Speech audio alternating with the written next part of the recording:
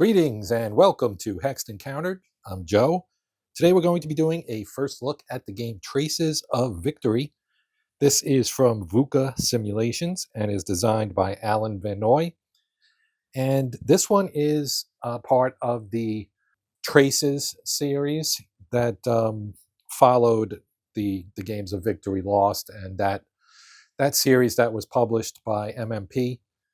Traces of War and Traces of Hubris came before this one from VUCA. And this one is actually the first one to not be set on the Eastern Front. This one is set on the Western Front. And it takes place in November of 1944. Okay, so it is the 3rd and 7th U.S. Army's operations in Eastern France. A two-player hex-based game. It uses a chit draw system and the same core rules as the previous releases in the Traces series. Each game turn represents 2 days of real time. Units represent regiments and battalions of the French, German, and American divisions involved in the fighting. Rules also provide for the effects of weather and fortifications. So you can see solitaire suitability score is pretty high, an 8. Complexity, middle of the road at 5. I like that they put this on here. I mean, we all know it's World War II, right? But tells you right there, 1944. And 14 and up. Playing time for the whole game, 3 to 6 hours, 5.5 kilometers per hex, 1 turn, 2 days, as we already heard. Regiments and battalions are our unit scale. So let's take a look inside the box. And right at the top, we have our rule book. Not particularly long, as you might expect from a game with a mid-range complexity value of 5. Then we have some player aids under there. We'll start with the rules like I usually do, so we'll slide that off to the side for the moment. Zoom in a bit so we get a little bit better of a view here. Okay, as we usually do, we start with an introduction and then our game components. Goes through the map and track sheets and things like supply source hexes and bridge hex sides and some of the other things that are on the boards, the Allied game board and the German game board, right? Combat units, you got your colors here, the 7th Army and 3rd Army for the United States and or the Allies if you prefer. It's Americans with some French and the Germans obviously on the other side. 19th and 1st German armies. Then you have kind of a look at what the counters look like, right? You've got your full strength side for a non-mech unit, reduced strength side, and then what the mechanized units look like. Your NATO symbology for unit sizes, brigades, regiments, and battalions, which the regiments include the regimental combat teams and armored cavalry groups, right? You've got infantry, armor / panzer, mechanized infantry or panzer grenadier, and armored cavalry, right? And then just what all the things mean. Pretty standard stuff: combat strength, movement allowance, its steps, etc., etc.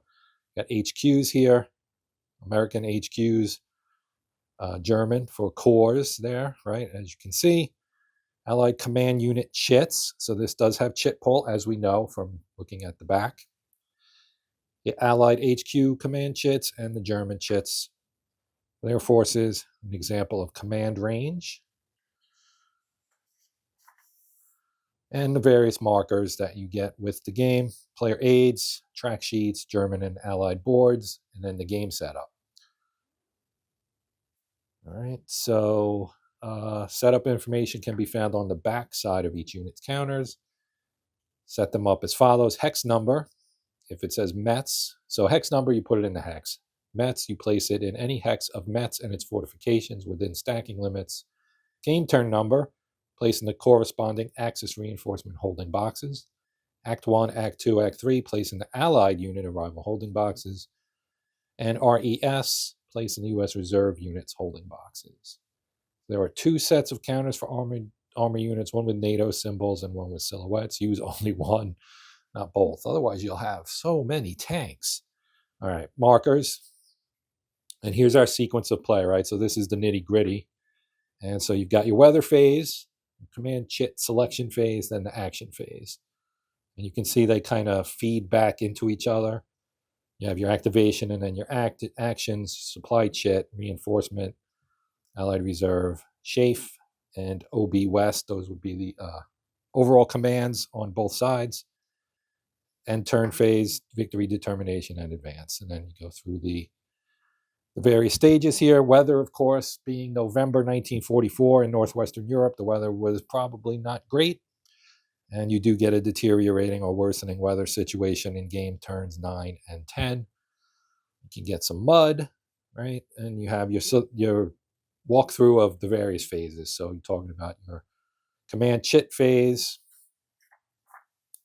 and the action phases and what each stage within those entails, right? You've got your HQ activation and then the actions. So the actions, the active player may conduct movement with the activated units. After all movement is completed, you can then execute combat with the activated units. Movements in section 9 and combat in 10, and you do supply, reinforcements, and then the overall HQs. The allied player can choose any one of their headquarters to be activated, as in the HQ command chit above, or direct units of any 2 divisions to move and conduct combat. So this can allow an HQ to be activated twice. And the Germans have the same thing on their side. Then you have reserve activations. We have rules for the Metz fortifications. Stacking. Stacking limit is checked whenever a unit finishes its movement, retreat, or advance after combat. Stacking limits do not apply during movement. A maximum of 2 combat units at full or reduced strength and 1 HQ can occupy a single hex. You can't occupy a hex with 2 HQs, and allies and German units can never be in the same hex. Zone of control. All units exert a zone of control into the 6 surrounding hexes. That's pretty standard. Extend across stream hex sizes, but not river hex sides. Did I say sizes? Sides, of course. 2 or more Zocs overlapping in one hex have the same effect as a single Zoc. Zocs affect supply lines, movement, retreat, and reinforcement placement. Command range not impacted by Zocs. Then you've got air support, which can be ground support and interdiction. Supply rules. I won't go into that too deeply. You get an example here of how units can trace supply. Movement rules, again with a little bit of an example here. Then you've got your combat rules. And let's see.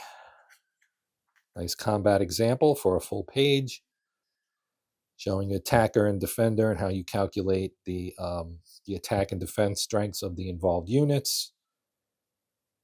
And hex side impact, etc. Terrain, rough hex, giving you a column shift in favor of the defenders. So this would be, column to be used would be the 3-to-1 ratio column.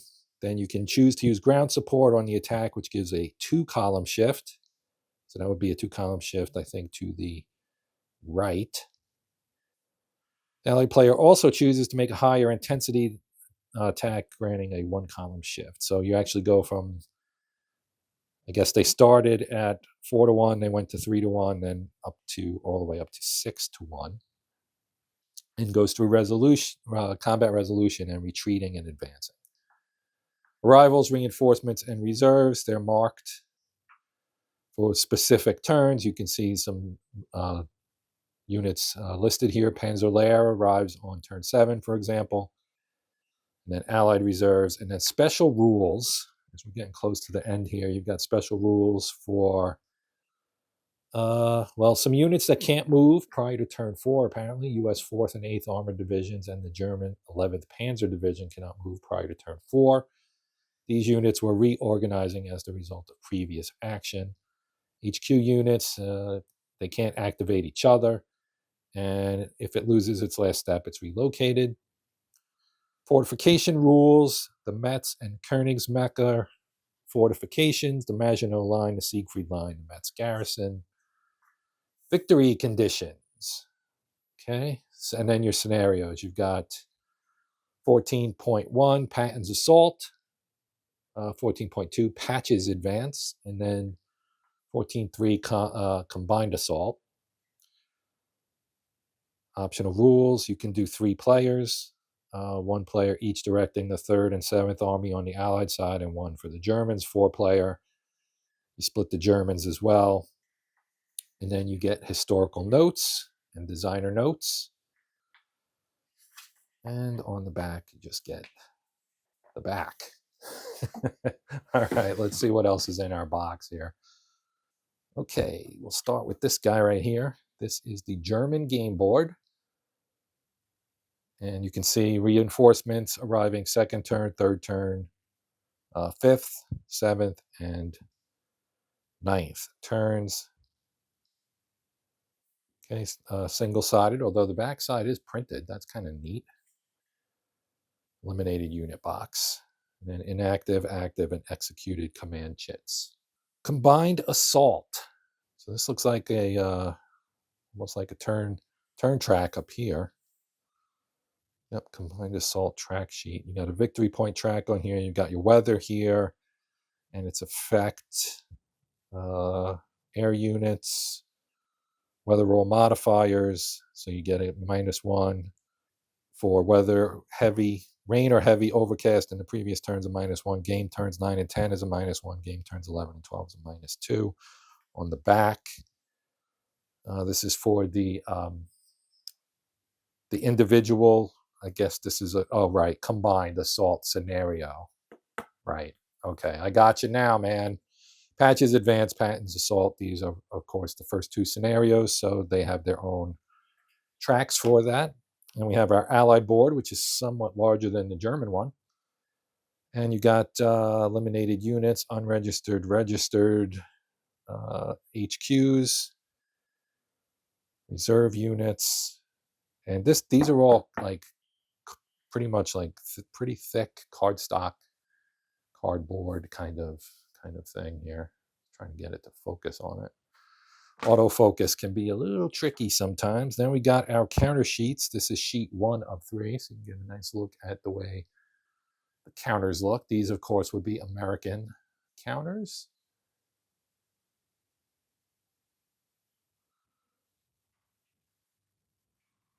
Pretty straightforward. Nice texture. I think you can kind of see that on there. Nice and thick. This is sheet 1 back. Of course, the command chits at the bottom. You can see what they actually are on the other side. So that's that. Then the second sheet. These are Germans, some of them at least. And you can see the Panzer silhouettes or tank silhouettes and some Panzers, some of both. There. I'm talking about Panzers. These are obviously Americans on that side. And then you have the backs, of course, and the chits. VUCA always has nice components, nice solid pre-rounded counters. Good stuff. Then we have a few more German armor units. Panzer Lehr, for example, 21st Panzer. Game turn, victory point tracks, weather. So basically your markers. You've got Allied control, a lot of those down at the bottom here. We have no moves before game turn 4, so you can mark the units that are frozen in place. Then on the back, you've got our supply markers, interdiction, mud, and so on.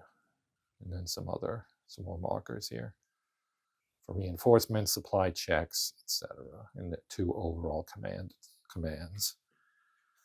Then we have player aid, really nice, thick. This is really thick. For a player aid, this is very nice. Their components are really just outstanding. There's our CRT. You can see the columns, odds-based.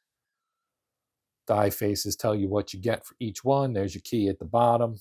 Retreats. RR is a 2-hex retreat. And the number in front would indicate a step loss. So, your 6 in the 10 plus column is going to be bad, of course. 4 steps and a double hex retreat. Below that, we have the terrain effects chart, regular and mud flavor for movement, and then combat effects with the column shifts, etc. All the various things here in there. Then we have an advance after combat little cheat sheet and the combat procedure.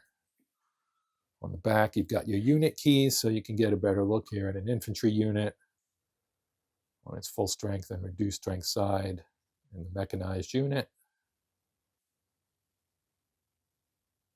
And then, of course, this is straight out of the rule book. And then you've got the HQ units, the core units, victory determination, etc., weather table. And on the inside, you've got your sequence of play with each step laid out for you. Yeah, all the way through like combat and well, you've got your supply rules, your movement rules, your combat rules, reinforcements, air support, and HQs. So pretty thorough. Of course, there are 2 of them, 1 for each player.